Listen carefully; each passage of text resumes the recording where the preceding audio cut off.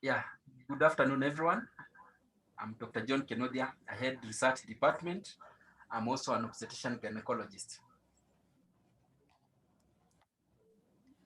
Okay, Dr. Kutoi? Good afternoon, everyone. I'm Dr. Lydia Kutoi. I head healthcare quality division, and I'm also a gynecologist by background. Thank you. And they do a very good job at quality. There's somebody who's very close to my heart, Mukwana. Good afternoon, everyone. My name is Raheli Muhwana. I'm a midwife in charge of Labor Ward Kenyatta National Hospital. Thank you. Okay, so Molly, sorry, we haven't met, but kindly introduce yourself. Yeah, I wish we could be there today, but my name is Dr. Molly Blank. I am a biomedical engineering PhD and formerly the research director at Shift Labs putting the study together. Okay, excellent. Nice hearing from you, Molly. Damaris Kimonge, please.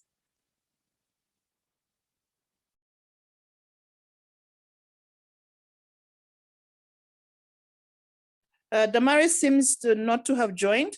So we'll have Shevin Jacob. I don't know, I hope I've said that correctly.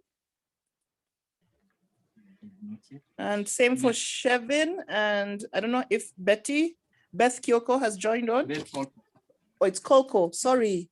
No problem. Hello. Yes, it is a pleasure to be online with you. Sorry that we can't be there in person. I am Professor Beth Kolko. I am the founder of Shift Labs and until last month was CEO. And I believe our new CEO is one of the attendees for the event. So we're very excited about the study and thank you for hosting this. In my usual bad manners, I haven't introduced myself. So I'm Dr. Maureen Owiti. I'm the head of department for Kenyatta National Hospital, the obstetrics and gynecological department. And obviously this is something that is the core of our obstetrics. We have a lot of emergencies with the people with preeclampsia and eclampsia, and obviously oxytocin. We use a lot of oxytocin for augmentation of labor. So the findings are very interesting. So I hope everybody is going to be very well informed by the end of this. So I'd like to welcome, I don't know if Dr. Kinudia is the first presenter, Dr. Kinudia to start his presentation. And we'll also request, there's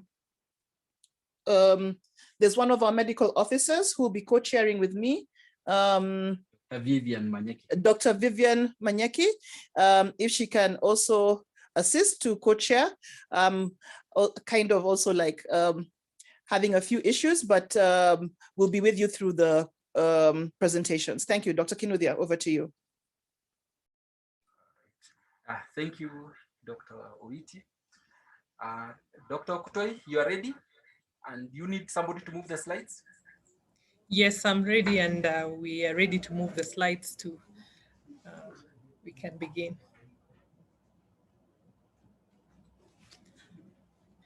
Great. So we are glad that we are able to share the results on the evaluation of DripAssist, which is an innovation for infusion.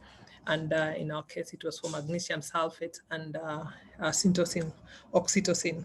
So medications during labor, we realized that medication access is essential in addressing preventable maternal death. And some of the medications that I've mentioned are considered to be signal drugs for ensuring every maternity unit has them, because they literally prevent death when they are used appropriately and optimally.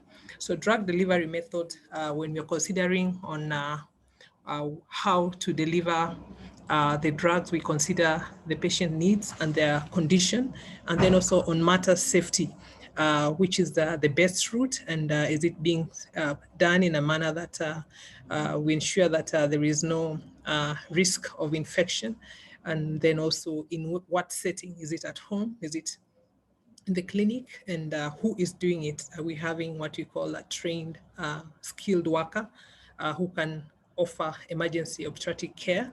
And then also, how are we able to confirm accuracy depending on the kind of molecule that is being used and the form that it is?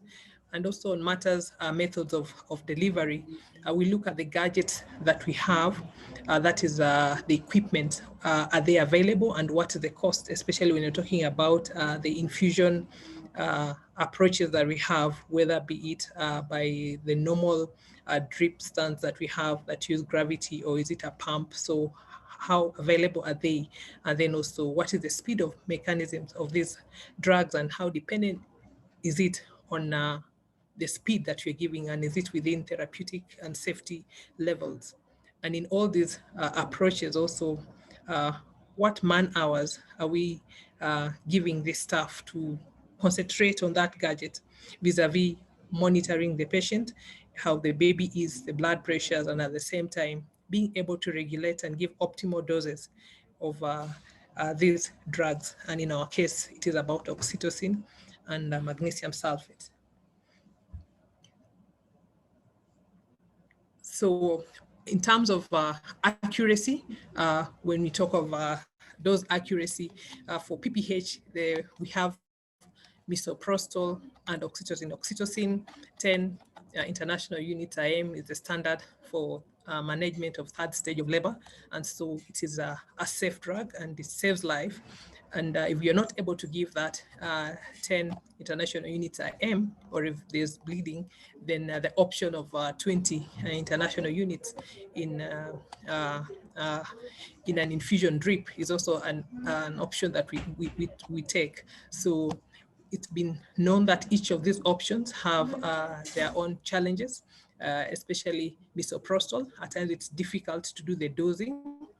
However, the advantage is it can be done given orally, or it can also be given parectally. However, on matters dosage and accuracy, misoprostol is more challenging than when you come to oxytocin. But now oxytocin being delivered by drip, then there are also challenges to do with how much, like if you're using it for induction of labor, just being able to calibrate and to ensure that you're titrating it correctly also gives us the challenge of just the time and having the correct optimal doses being delivered. And that has been confirmed in many studies. And these studies are the ones that give us the level of evidence for WHO to give this intervention for using PPH, for using third stage of labor routinely. And so we continue looking at ways to optimize the challenges that come with any of these drugs, so that there's optimal delivery of drug when you need. Going to magnesium sulfate, which is our other drug of interest, is that magnesium sulfate also has been said to have some therapeutic safety windows, and in case it is given rapidly, then you can get into the toxicity, which can lead to respiratory arrest and cardiac arrest, or even death, because we know that it leads to depression of respiration. However, magnesium itself is a life-saving drug, evidence that it is a signal drug to be there in every other maternity unit to be used for hypertension, pregnancy-induced hypertension. And so accurate optimal delivery of magnesium sulfate is important. Just like the previous drug we've mentioned, when given through the drip, there is the challenge of ensuring that we're giving within the therapeutic window that is allowed. Next. Indeed, IV medications are essential, as we've mentioned, in providing treatment and in preventing maternal death. And accurate administration of IV medication will save the patient. And we also have to look at the harm in case we are out of the therapeutic window. What will happen to the mother who is in labor in terms of the contractions and the fetal status, and what will happen to this other a lady, either who doesn't get optimal magnesium sulfate or gets to the levels of toxicity. So it is essential that we provide this treatment, but within the therapeutic levels that are acceptable. Okay, these are some of the devices we have for infusion. The normal is the one that is used. We use gravity, the first one on my left. We use the normal infusion bag, and we clip it at the number of drops. We titrate it to the number of drops that we need per minute. That has its challenges because at times we don't even have the correct tubings. At times they slip. At times, now with the usual labor movements, because the mother may bend their hand, the level of the bed, and many other factors could affect that. Then we have the syringe pumps, and that are various approaches. There's the one that is in green, and then we have this other one, the larger volume pumps also. You'll see them in theater, in CCUs. And all these also have cost implications. Our study did not really look at the cost implications, but the truth is some of them are fairly expensive.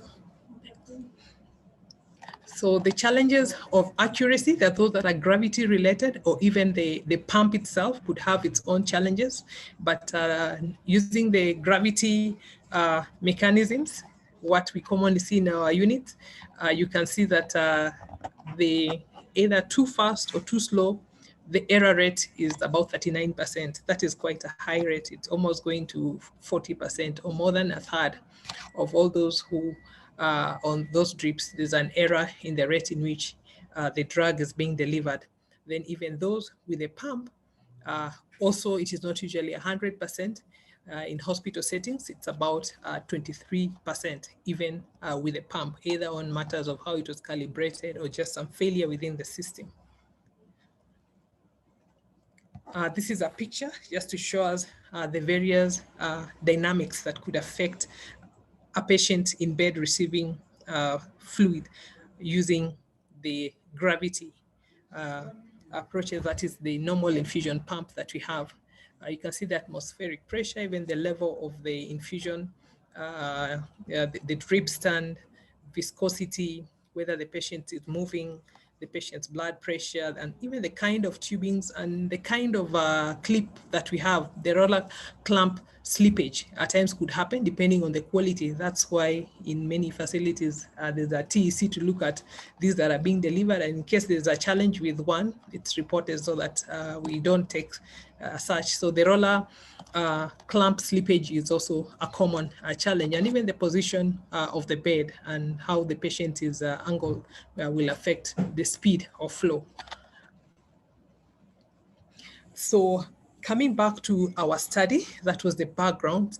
In our study, our objectives were to understand the impact of a drop counting device as a substitute for manual drop counting in a maternal health setting. And our specific objective, number one, was to see what our intervention was. It's called a DripAssist device. It was to assess the effect of the DripAssist device on the accuracy of the prescribed dose and infusion rate of oxytocin and magnesium sulfate. And so for that, we were comparing before and after, and the method section will be able to elaborate on that. And our second objective was to look at the frequency of the side effect associated with the intravenous gravity infusion of oxytocin and magnesium sulfate. So we're also comparing the side effects that are common in patients who are receiving oxytocin and those who are on magnesium sulfate, comparing those without the DripAssist and those during the intervention with DripAssist. So thank you very much. We will go to the gadget, and I will invite Beth to continue and share about the gadget that we used for this intervention. Beth, you're welcome. Thank you very much, Lydia. So can we go to the next slide? Thank you. So what I'd like to do is share just a little information about the DripAssist infusion rate monitor device. So this is a device that Shift Labs developed. Shift Labs is a company based in Seattle, Washington, in the US. And we developed this device really based on work that I had been doing at the time as a professor. I'm also a professor at the University of Washington, and spent time with clinicians in different parts of the world. And one of the common themes that came up in that work was the challenge of gravity infusion. And really for all of the reasons that Dr. Otoyu was just describing, with that there are so many dynamic aspects to a gravity infusion. So when we started developing the DripAssist infusion rate monitor, our goal was to create a device that would be versatile enough to work in really any kind of setting and would be robust and very easy to train on as well. Wouldn't need a lot of instruction. So the device itself is about the size of a cell phone or a deck of cards. It runs off of one AA battery, and it was designed to work with any drip set. So there's 4 sizes of drip sets around the world. Some countries only use 1 or 2 sizes, but we wanted this device to work with any size that a facility would have. So when you first turn on the device, you have the opportunity to tell it what kind of drip set you're using, what size, whether it's a 10, 15, 20, or 60. And the way the device works is it has some infrared detectors that watch for drops, essentially. So as soon as you start an infusion, the device will immediately show you the flow rate information, and it will also show you the total volume of fluid that has been administered. And it will show the flow rate information in either milliliters per hour, as you see on the screen here. It can also show drops per minute. So depending on the kind of infusion that you're conducting. And let's see, so it runs off a 1 AA battery, works with any drip set. So the infrared detection senses the drops, but the device has software on it. So there are algorithms on the device that take the flow rate information, or take the drops rather, and sort of process that, eliminates any sort of light interference or potentially double drops. And so it kind of creates quality data out of the drop detection. So in laboratory testing, the device has been proven to be 99% accurate as a drop rate detector.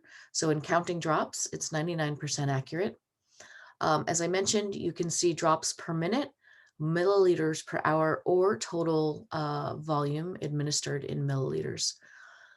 There is also an optional alarm that will alert when there is a significant flow rate change. So unlike an infusion pump where you would initially dial in a rate, the DripAssist works a little bit differently. What you do is you start your infusion, and then once the screen tells you that you're close to the rate that you want, that's when you would hit the 3rd button on the device, which is an alarm button or an alert. And then it's a set point, okay, for your infusion rate. And if your patient moves or the bag gets lower, something happens and it changes the rate, whether it goes too low or too high, that alert will sound. So as I mentioned, we built the device so it wouldn't require a lot of training. There are no sub-menus. You're looking at this device with me. You can see there are 4 buttons and that's it. That first button on the left turns the device on and off. That second button is where you would select the drip set that you're using. The 3rd button, as I mentioned, is that optional alert. And then that 4th button tells you whether it's milliliters per hour, or you can see milliliters per hour drops per minute of volume. Just toggle through. If you'd like to see the device in action, you can go to YouTube. I should have put the URL on here. I can put it into the chat, but it's just youtube.com and then /shiftlabs. It's the name of the company. And we have a series of videos, including a 1-minute video that walks you through all of the features and functions of the device. So as I mentioned, it's quite small. It's about, I think it's 108 grams, I believe. Lightweight, and it will fit on any drip set. Can we go to the next slide? And on this slide, what you see are, well, those 4 buttons I just described. But I also wanted to just address, we're in the middle part of the slide where it says insert drip chamber. And there's sort of 3 blue pieces there. The piece on the right is a rotating cam, so it moves up and down. And so when I said that it will fit any drip set, that rotating cam is what allows the device to adapt. The device never needs any calibration. So unlike an infusion pump, once it's deployed into a ward, it never needs maintenance or calibration. It's easy to clean. It's resistant to water, to fluid, and so it really is just designed to be able to be sort of taken out of the box, used, and the only maintenance required would be changing the battery. The device is cleared by the US FDA. It also has a CE mark. It's manufactured in the US. And this is our first clinical study we've done. We do have customers around the world who have used it, and we have clinical case studies, but this is our first actual clinical study data. So, and that's really, if during the Q&A, I'm happy to answer any questions. And in the chat, I'll go ahead and put that URL if you'd like to see the device in action. There's some short videos there. So thank you very much. And I think now I'm going to hand it off to Mukwana.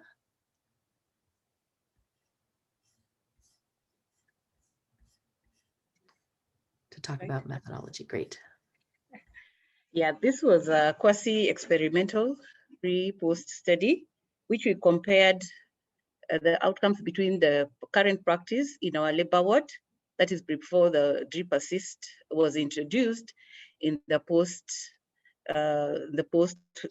next phase, the second phase, which was the post phase. Yeah? And during this time, we managed, in the pre-study, we had 500 participants who were enrolled, and the post-study had 316 participants.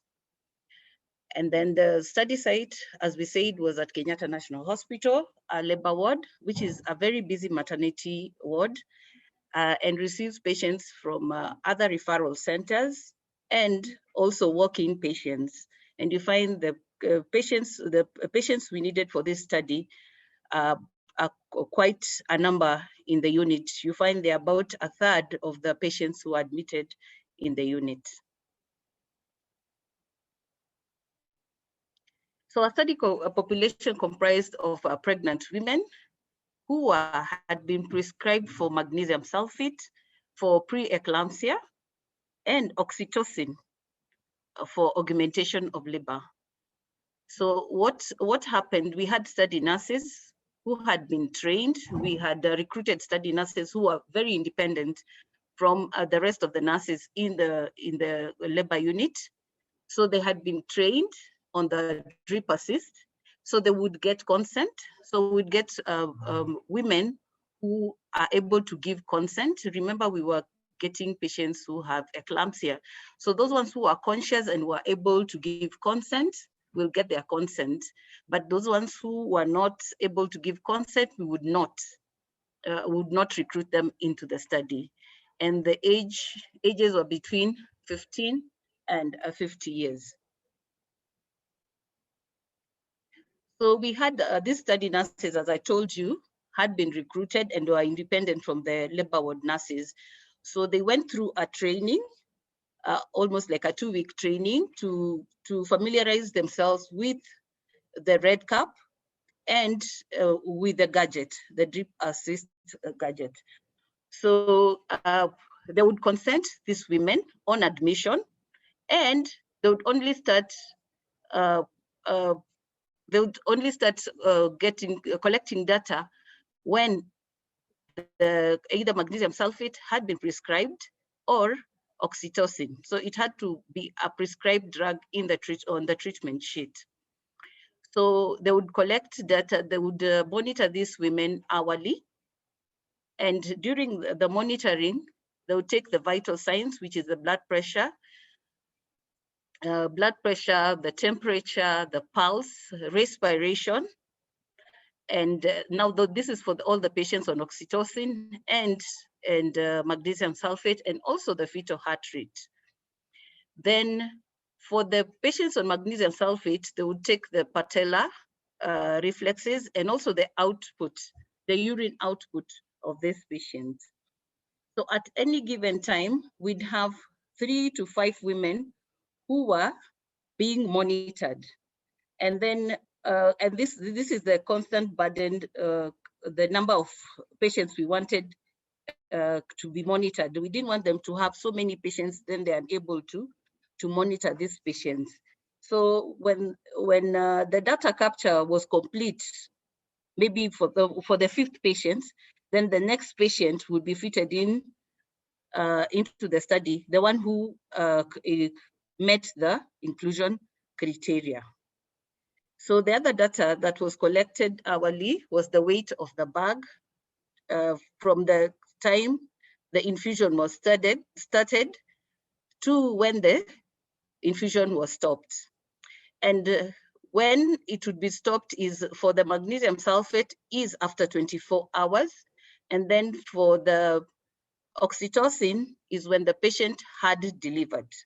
And sometimes it would be stopped, maybe interrupted when there's a radiological exam that needs to be done on this patient. I would invite Molly for the next part of the presentation.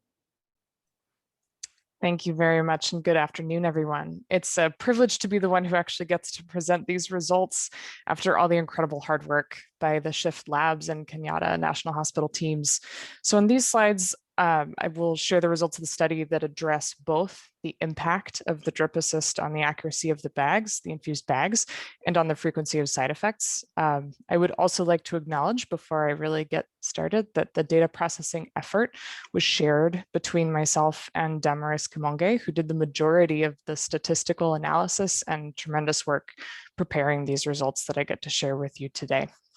Another important thing to note is that all of the results reported today focus on our findings around magnesium sulfate. Because of COVID-19, fewer patients were indicated for the oxytocin for induction.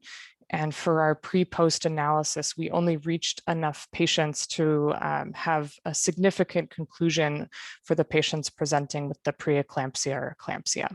So we are still working with the data in anticipation of publication, but these initial findings today are focused on magnesium sulfate. So this first table summarizes the demographic information of the women who were consented into the study. There were a total of 274 magnesium sulfate patients in the pre-intervention group and 260 in the intervention. And people can ask more specific questions about this, but the largest change that we observe in these populations is the proportion of patients who had college and university training, although I don't really have insight into this fact.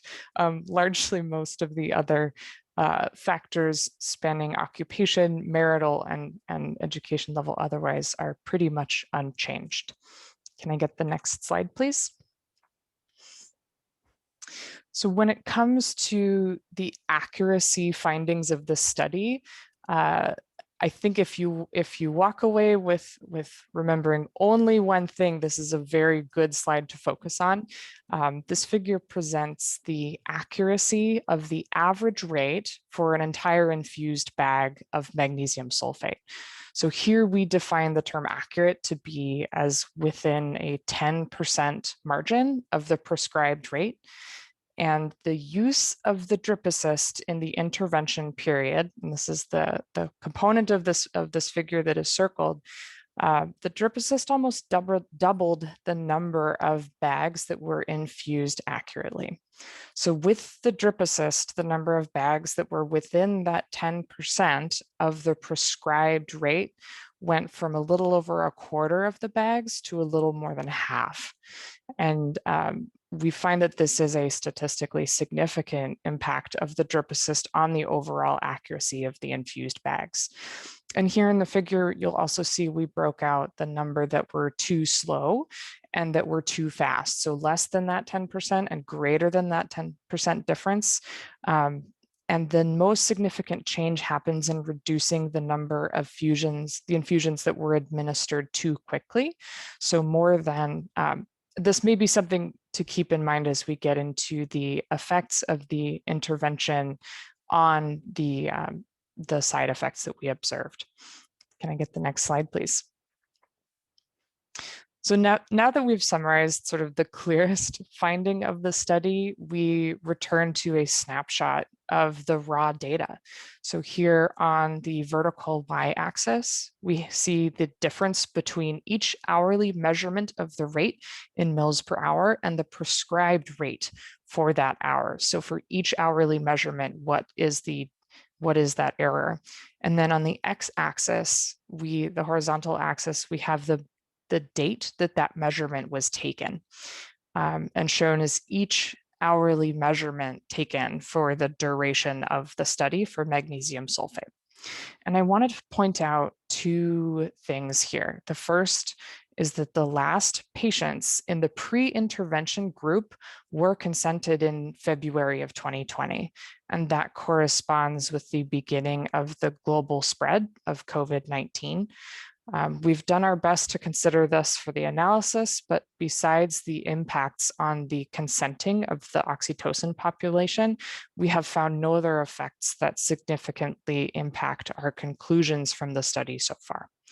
The second point that I want to point out that we see here in the raw data that we go on to verify in our analysis is that the intervention period, the blue points on the right, appear to reduce the variance of the error.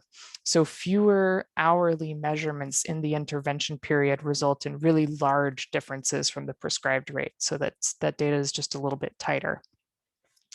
And the key results that I present in the remainder of these figures and slides are actually based on the average rate for the entire infused bag, but it is important to note that we observe all the same conclusions on an hourly level as well.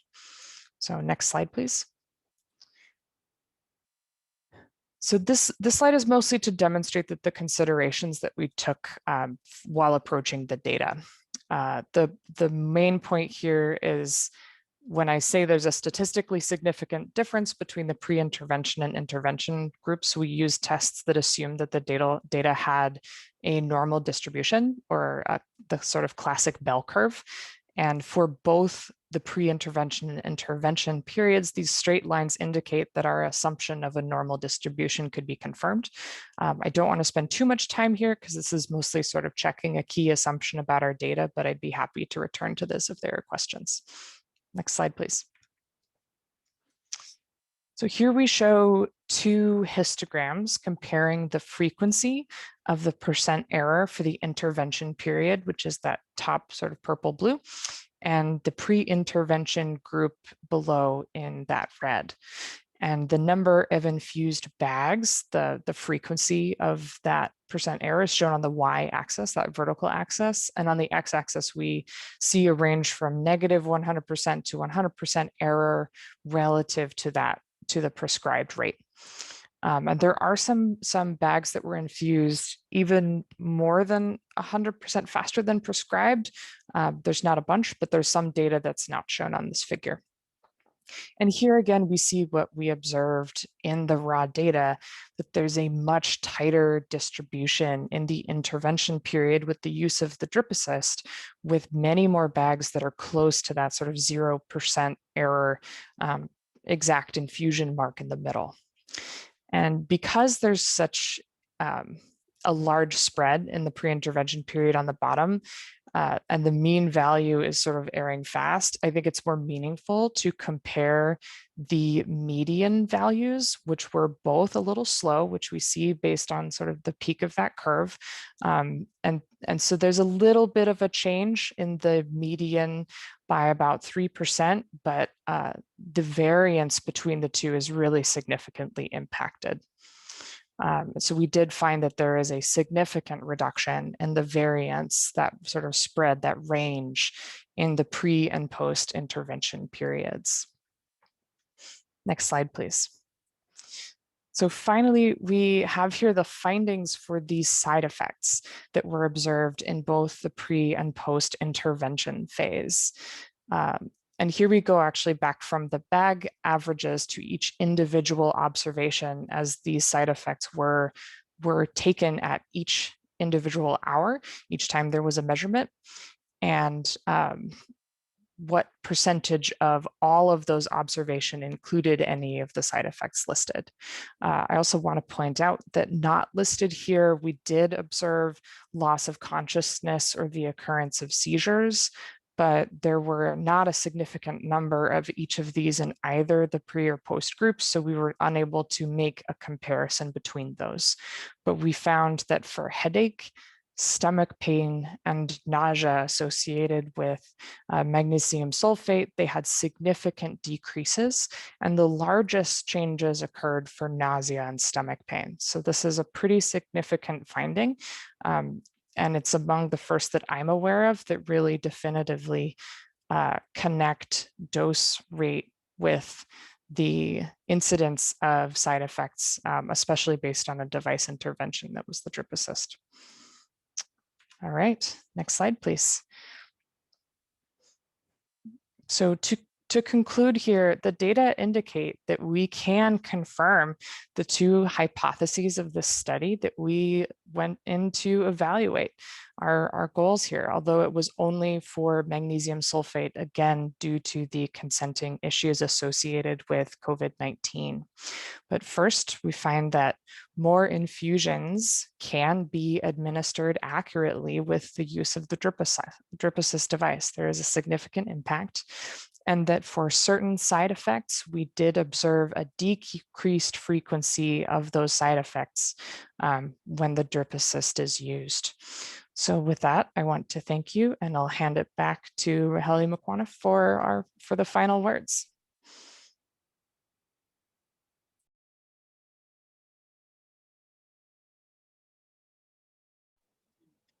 Thank you, Molly.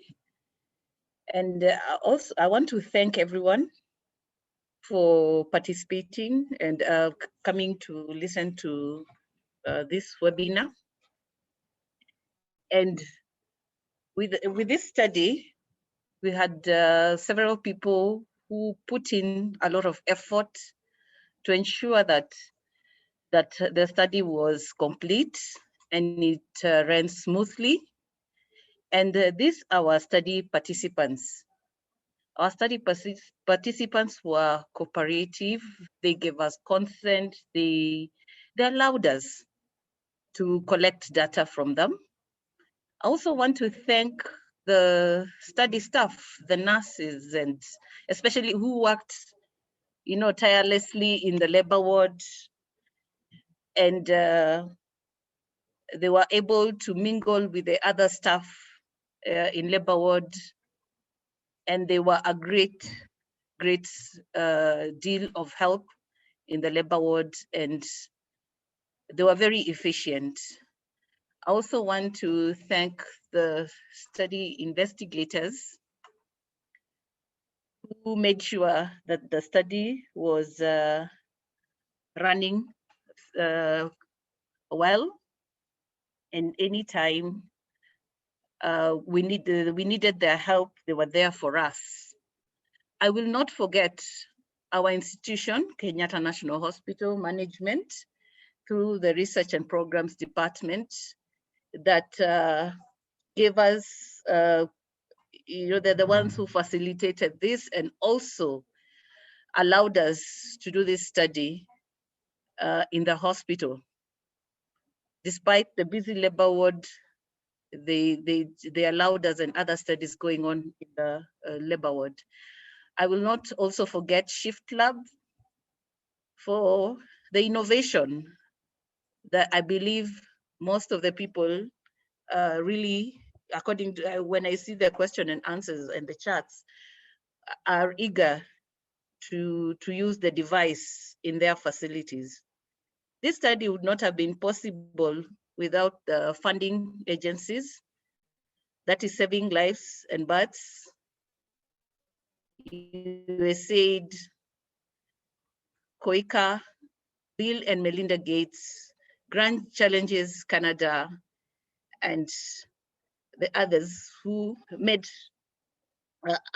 funding available for this study. Thank you very much. And back to Dr. Kinuthia or Dr. Maina. Moreno, sorry. Yes. Yeah, Thank you. Thank you, Laheli, for that. We'll hand over now to Dr. Vivian Manyeki and Agnes Karume to moderate the rest of the session. Thank you all. This is Dr. Karume speaking. We will thank our panelists for that elaborate presentation and for the work that has gone into this study.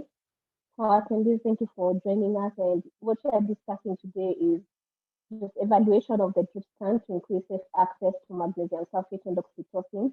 And you've seen the impact it has had on both sides, on both the healthcare workers and the patients themselves in terms of the outcomes and reduction of errors when it comes to monitoring these medications.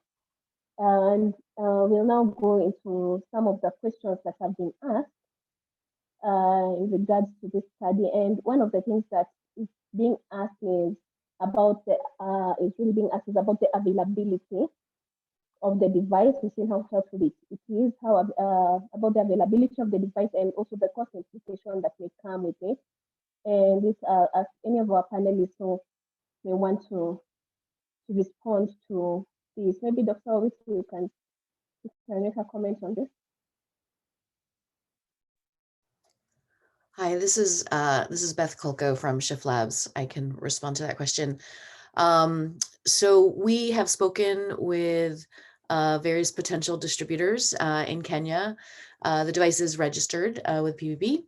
And I would say that the availability is sort of up to your colleagues in Kenya, but our hope is that this data will help to drive awareness of the device. And certainly if clinical facilities are interested in using the device and purchasing the device, it will absolutely be available.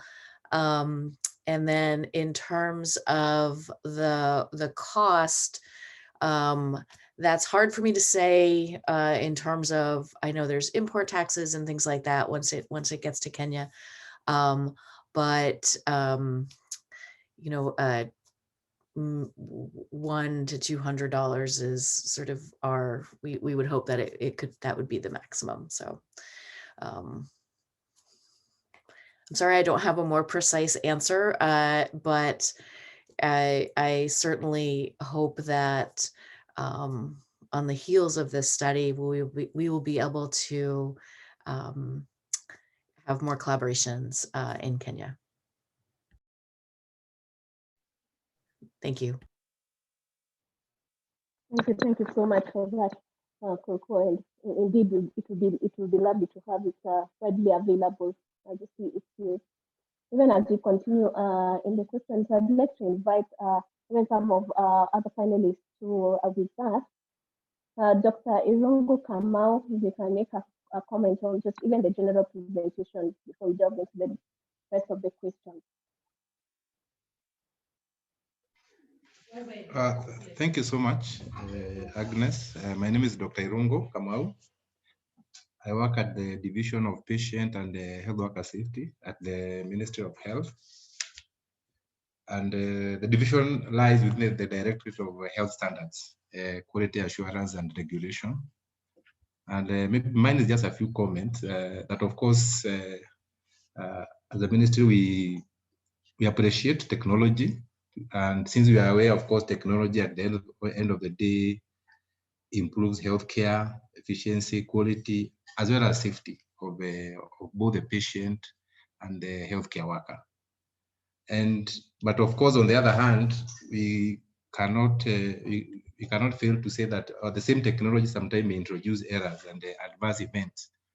So mine is to commend the study and it has shown the value of the DripAssist technology in the delivery of both the oxytocin and magnesium sulfate.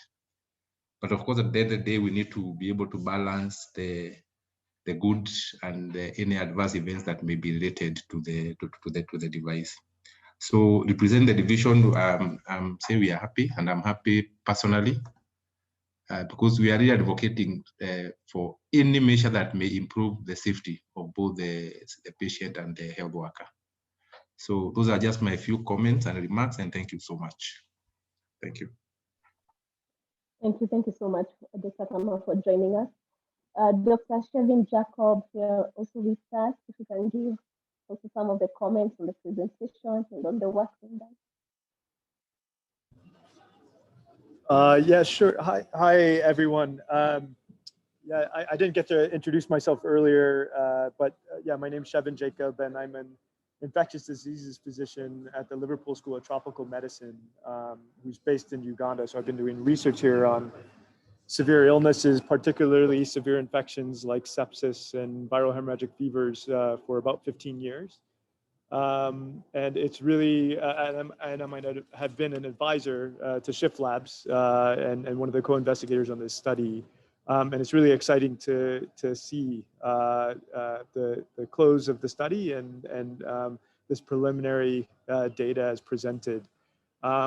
I thought that it might be useful. I can see in the over 1,000 participants that there are a number of clinicians who are listed here, and I thought that it might be useful to sort of think hear about other use cases for the DripAssist. I am also a consultant for the World Health Organization and have been part of the response to Ebola outbreaks, most recently in the Democratic Republic of Congo for the 2018 outbreak there. And as some of you may know, there was sort of during this outbreak, it was the first introduction of therapeutics that were initially being done under sort of a compassionate use protocol called MURI, and then eventually evaluated in a randomized controlled trial called the PALM trial. You know, in managing patients in an Ebola treatment unit, as many of you have seen or experienced, it requires that you're wearing pretty restrictive personal protective equipment. And the time that you can wear that equipment is limited.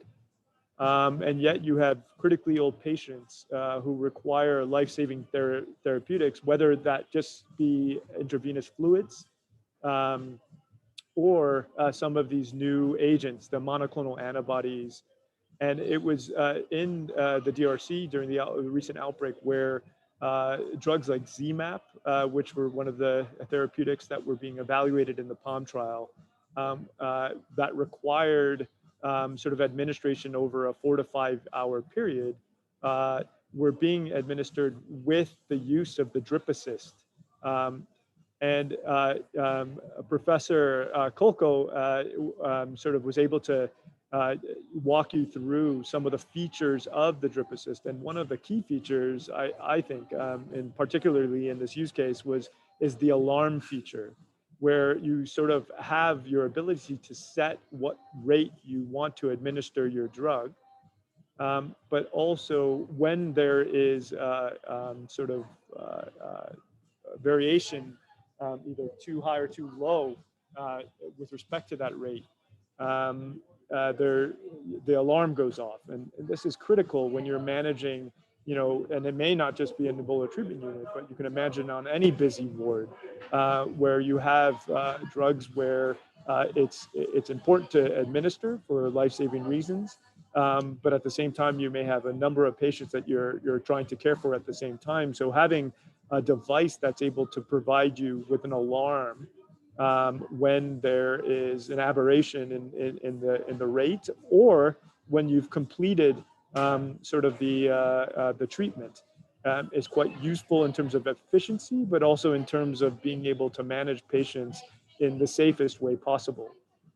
So that was my experience in DRC using sort of administering these different therapeutics and having sort of the DripAssist to give us a little bit of reassurance that what we were giving was being administered accurately.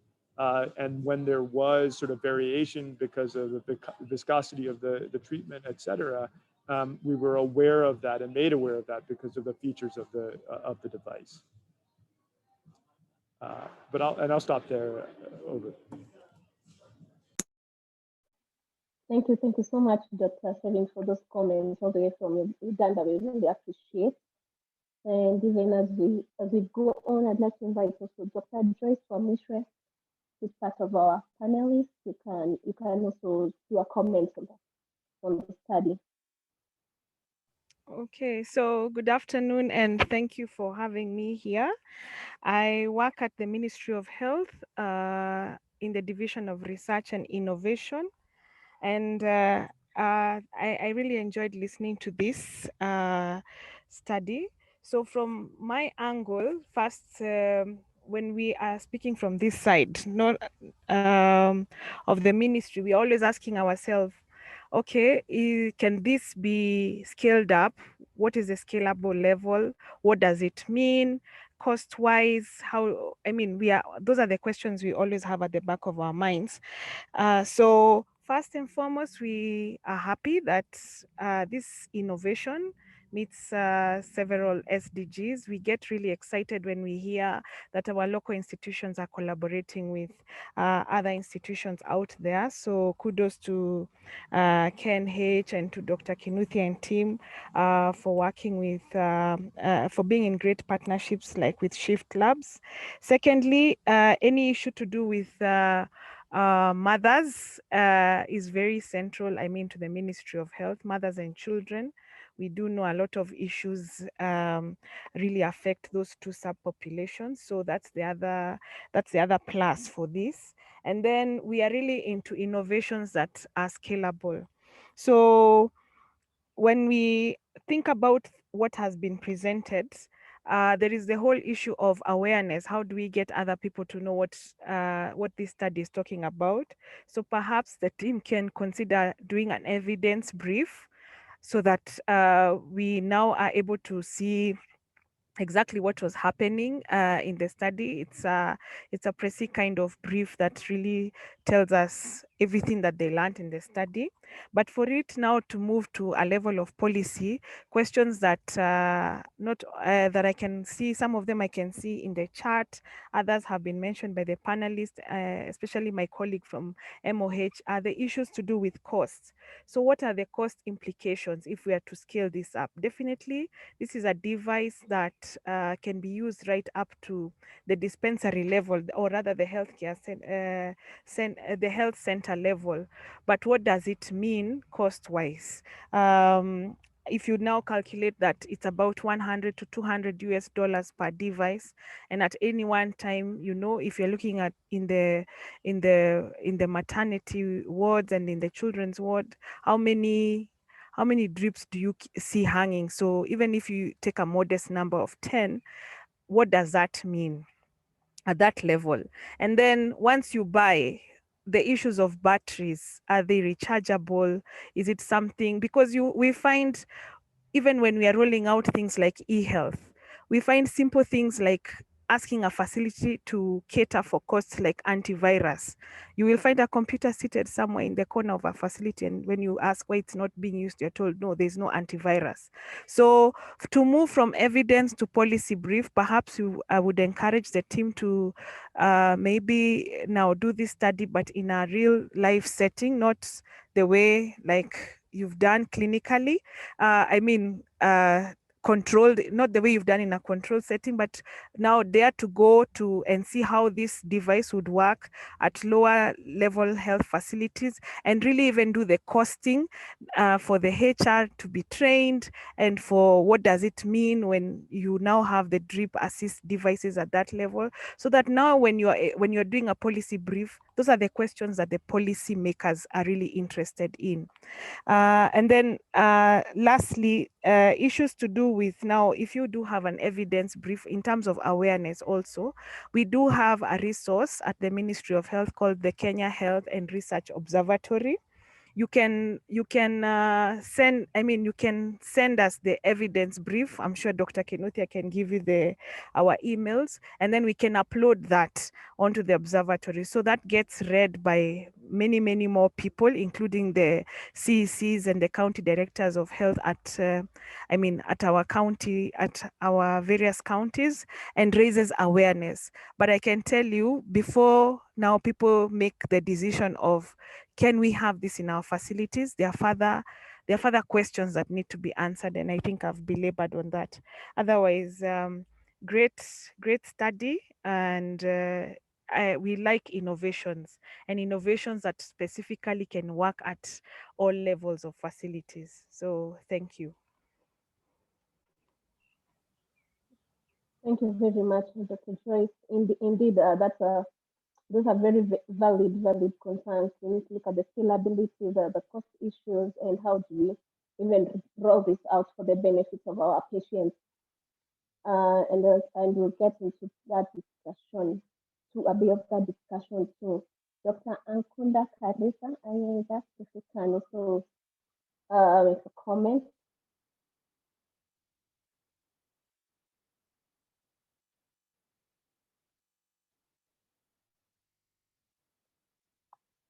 Karisa, Ankunda.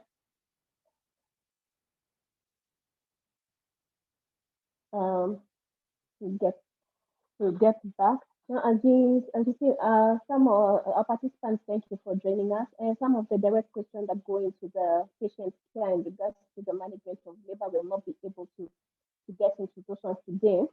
Today we are discussing about the DripAssist that is assisting us in the monitoring of our patients as we give some of this medication. And in this particular point, you're talking about magnesium sulfate and oxytocin for the safety of our mothers. One of the questions that we direct to Mukwana is, will you give us an evaluation as the nurses, the study participants as the nurses were monitoring this medication? How was their experience? What are some of the experiences? Was it easy to use? What are some of the comments? What are some of the challenges you experienced during the rollout of this study? Just in brief. Yeah, it was according to the midwives working in labor ward. They interacted with the device because, as I told you, the other study nurses were in labor ward, and they felt like it was light. As Beth said, it's the size of a mobile phone, so it was not as bulky as the other gadgets that we use to regulate fluid. And then you see, this is with the number of patients, the patient load. You realize that with the DripAssist, it had an alarm, so it would alarm you in case the flow is not what you had set. So they also had a chance to interact with the device, and just to familiarize, though they were not the ones collecting the data, but we had to incorporate them, and they had to know how the device works. But most of them, in fact, they have been asking, when do we get this device? Because if you realize, with the other fluid pumps are very expensive, and you cannot afford to have a fluid pump for more than 30 patients being monitored, either on oxytocin or magnesium sulfate. So it's something they're looking forward to use, and I'm hoping the hospital will procure a few for use in the unit. Thank you. Thank you very much for that. In our chat box, you can be able to see some of the website and also our links that have been posted on where we can get even more information on how to use the DripAssist. There's even a YouTube video from Shift Lab. Maybe Kolko, you can just tell us a bit, though you mentioned in your presentation, on just general views of the DripAssist and how to monitor the drip using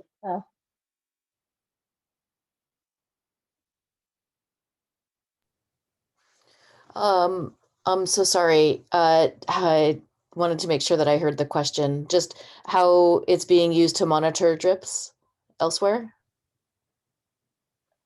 Yes, just I mentioned, which was part of your presentation, for how it's being used to monitor and how to use it generally. Oh, yes. You have the Sure, of course. So in the US, the DripAssist is mostly used for outpatient care and in smaller clinics. It's used to administer a broad variety of medications.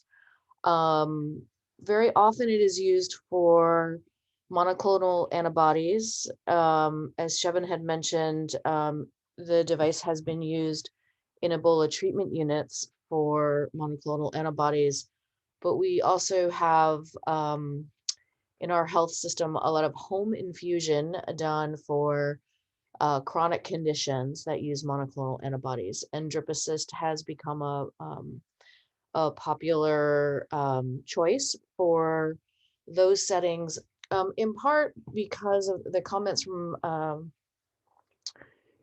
I think it was Dr.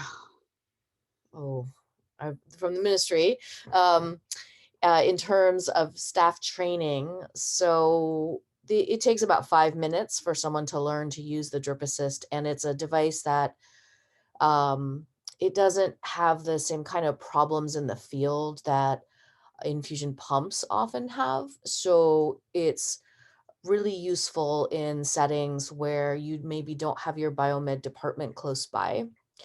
And it's also been used by a variety of international organizations, by WHO. I believe that WHO has largely procured for Ebola treatment centers in the DRC outbreak. Let's see, and then in the US, in smaller hospitals, it's been used for chemotherapy delivery, smaller clinics that don't have access to the expensive drip sets that would be used for pumps for chemotherapy delivery.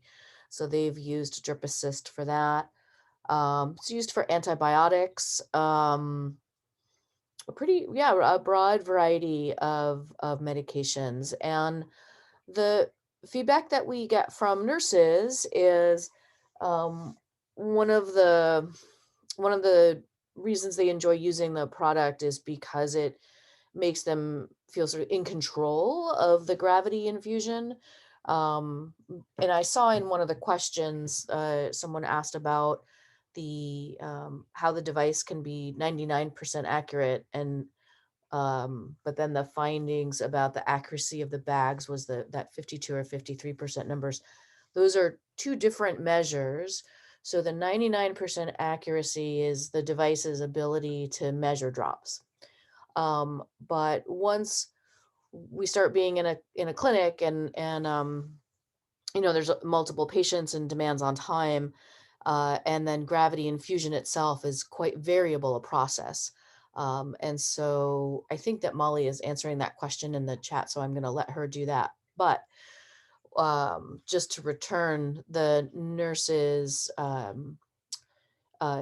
indicate that being able to feel sort of confident and in control of a variable gravity infusion is really important to them. So those are some of the settings where DripAssist is used, and some of the medications. And I know that I'm going to just take this opportunity to just say thank you to the team at KNH. And I also want to acknowledge that the study was done during the COVID outbreak, and it was not easy. And just a huge thank you for the Herculean efforts on behalf of the team. So happy to answer more questions as they come up. Thank you. Thank you so much for that, Professor. Molly, maybe you can also add on the question regards to the specifics about someone says, yeah, this is an interesting and useful device study. How else we determine the significance level, and just I mentioned also just a bit on the accuracy too. Sure. Yes, I was just typing out this answer. Thank you. I think so. This is a summary of our preprint results. We do anticipate moving this into peer-reviewed publications. So this is a little bit preliminary, but for any claim that I made about a significant result, we do have p-values associated with these. We used a threshold of 0.001 for our p-values. So we didn't put those on the slides today, but for any claim, please be assured that there is a test behind that. And we do have those thresholds.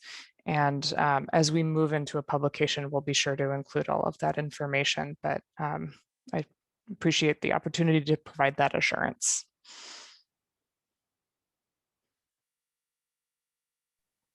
Thank you for that.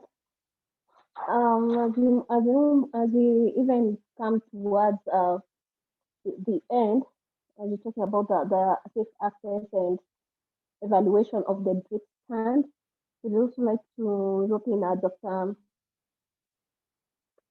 We'd also like to Dr. Kutoi, you can tell us a bit more, looking for Maybe you can tell us a bit more. Sorry about that. You can tell us a bit more about how we can even scale it up from. We've already talked about the maternity wing, and we did the study, and how from our setup, we can even have it in more institutions or roll up this intervention. Yeah, sure. I think just going back to what we got from Ministry of Health is we look at matter scalability, and scalability will be about the cost benefit that this device can bring, and then also just the aspect that it releases more time from the midwife, because at times if you have a very busy maternity and every other person is on oxytocin, it makes care quite heavy. So I think, as we've been advised, it is now about going to the natural conditions, or rather going to the natural settings in the other facilities. As you realize, it's been used in Ebola centers. And so those were places that had special effort. So in the US, it's been used widely, but I think in our setting, we propose to go to that next step. So our study did not involve those plans, but it was good enough to prove the concept that in Kenya, this can also be used to reduce the inaccuracies, and it is safe, that there are no untoward effect or increased side effects of the medication because of the device. So I think, yeah, that's why we've been advised to do a policy brief, which now comes with recommendations. And as any product, even as you go out, the pharmacovigilance group, I think from the Pharmacy and Poisons Board, they regulate both the medications and the equipment. So also it still goes under watch if and when we go there.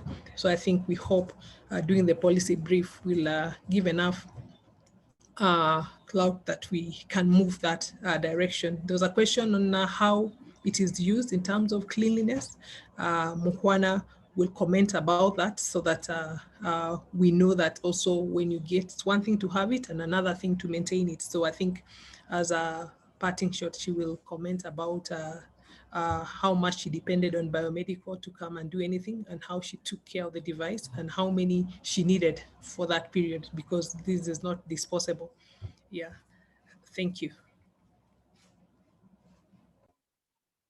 Okay, for how to clean the device, we didn't need to like immerse it in any disinfection. We just needed to wipe it with a disinfectant, since it was very far from the patient and hanging on the infusion. Yes, and then since it's using a battery, you don't need to use a lot of disinfectant because you will interfere with the device itself. Yes. Yes, and then as you know, every gadget needs to be calibrated.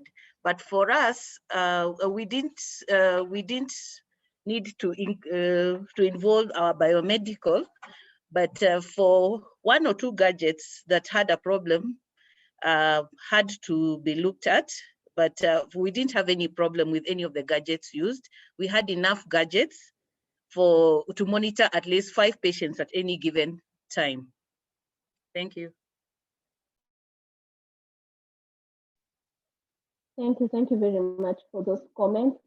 And even as we wind up, I think that most of our questions have been answered in regards to the accuracy, how we can be able to use this in other setups, the reusability, and even some aspects of how to use it.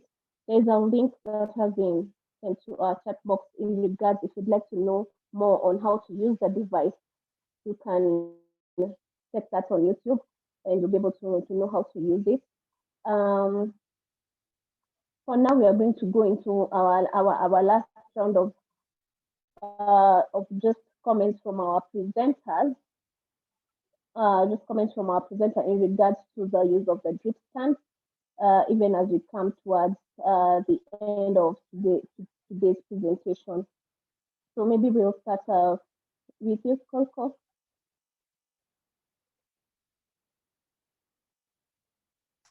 Thank you.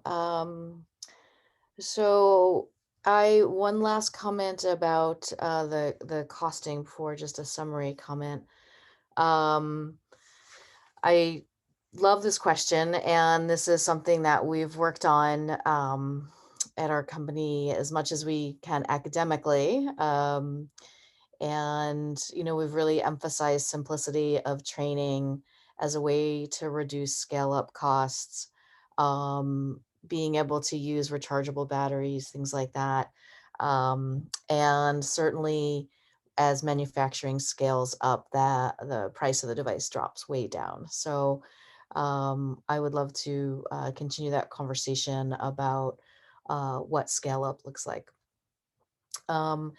Since we are winding down here, and I'm going to sort of restate my thanks.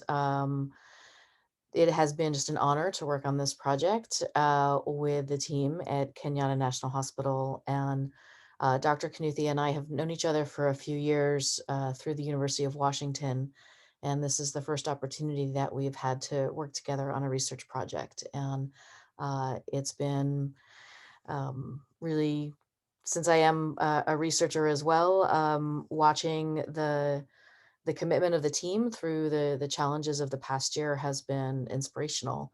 And I'm very excited to say that we now have this clinical evidence about a product that we made years ago and have had great faith in. And I want to thank the whole team for their collaboration and making this study a reality. Thank you. Thank you very much. We'll now have Dr. Molly Blank. You can also give us your comments. Yeah, thank you. This has been a great privilege to work on this study. I would like to thank the clinical leadership team for helping put together such a thoughtful study that made for such compelling results. I wanted to thank the study nurses. This is really a ton of high quality data, and it has been a privilege to work with them. I also want to thank Damaris Kamonge for helping support with the data processing, and Rita for keeping for the administrative support and keeping everything together. So thank you to everyone.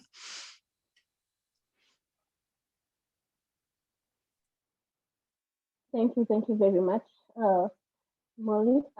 Yes, Molly. We'll now have Dr. Shavin Jacob. You can make your comments.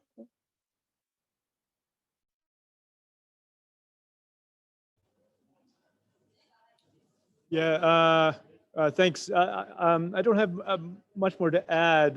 Just to sort of echo the sentiments of Beth and Molly in terms of just the admiration for the team for pushing through and getting this done at KNH, and you know, sort of just also to kind of urge fellow clinicians to kind of think about you know, what is it that we can do to sort of optimize safety and quality of care for our patients.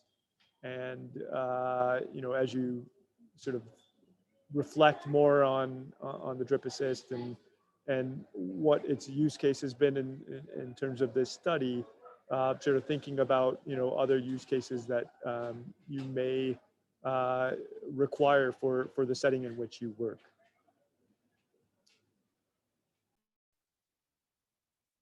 Thank you, Dr. Jacob. Dr. Irungu Kamau, please give us a closing comment.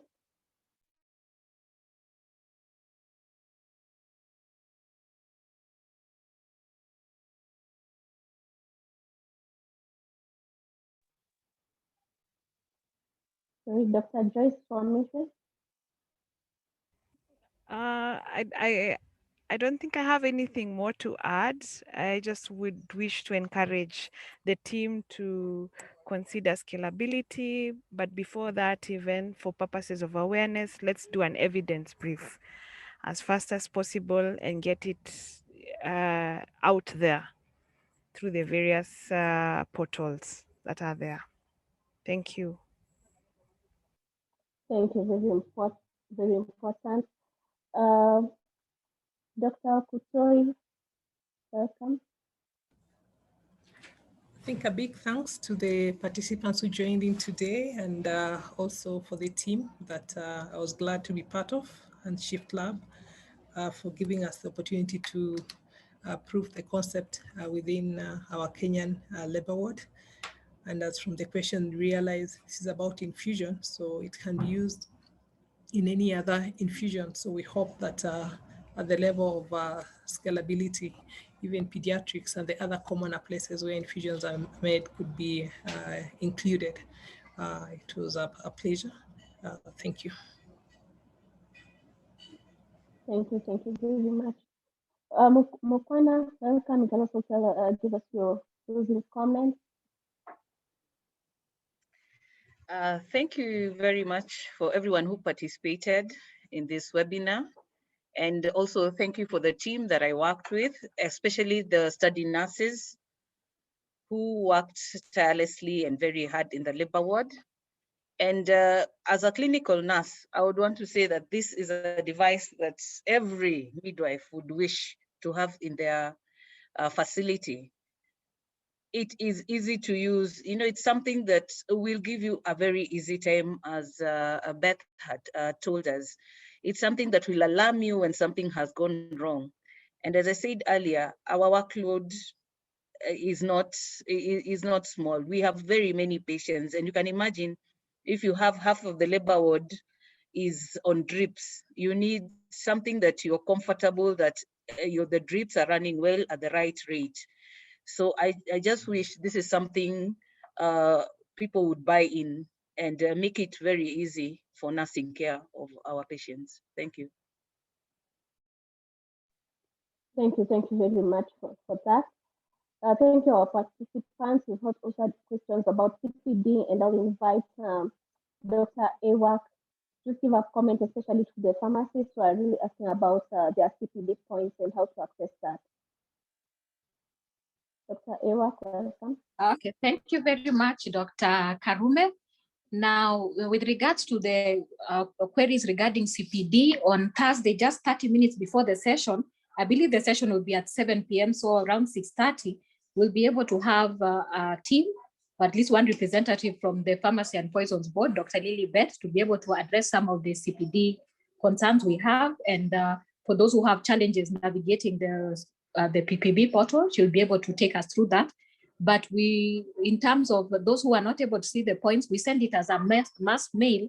So you may need to check your promotions or spam folder or if you have whitelisting software on your email, you may have to add cpdknhpharmacy@gmail as one of your contacts. That could be a reason why you're not seeing the emails that we sent to you. But otherwise, the points are sent like about 2 weeks after the event. And for the events, because our events are numerous and we are not able to upload them on the portal before they happen. So keep looking for the events even 2-3 days after it has happened. By then it should have already gone through the 2-step approval process from the board for you to be visible, for you to be able to subscribe. Thank you. Thank you very much. For the others, if you have any question, you can also email the knhcpd@gmail.com. And we really want to thank our presenters for the person supporting the study, and just for joining us for this session. And even as we come to towards an end, Dr. Kinukia, you can wrap it up for us. Yeah, thank you, Agnes. I don't really have much to add. Is to thank everyone who has joined and to invite you for the coming webinars. Thank you. Thank you very much. Indeed, you're welcome to join us for our coming webinars. We'll have one at the same time tomorrow from 2 to 3:30 on neonatal sepsis. A very interesting one with regards to vaccines on Thursday from 7 p.m. to 8 p.m. And as you heard, you can join in earlier 6:30 p.m. to hear from the Poisons Board. Thank you very much, everyone. Do have a lovely afternoon.